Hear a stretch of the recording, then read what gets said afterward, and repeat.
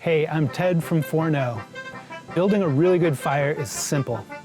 Just start small, scale up, and leave plenty of room for air.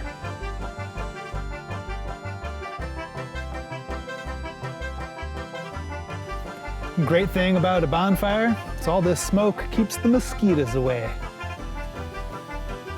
To get ready for your fire, you need a fire starter, kindling, and firewood split into small pieces.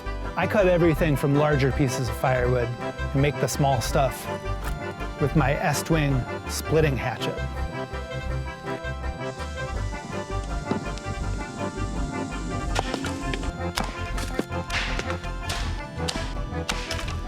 Today we're burning ash. Something like 40% of the trees in this region are dying because of the emerald ash borer. So all the stuff that we're burning is stuff that's coming down from insect infestation. It's not a super traditional cooking wood, but I think it actually tastes pretty good. Start off by putting 1 or 2 fire starters at the base of your fire. We light the fire starters and then stack kindling around them. This kindling is just the wood chips that came off as I was splitting wood. The fire starters have no problem starting small pieces of wood, and small pieces of wood like this kindling will have no problem starting up larger pieces of wood. Start small, scale up.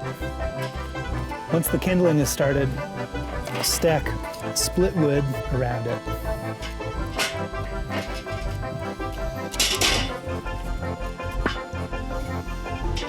I like to think of the spot where the kindling is as the core, and then everything around it is being heated up by that core. We want to leave plenty of room for air to circulate through the fire.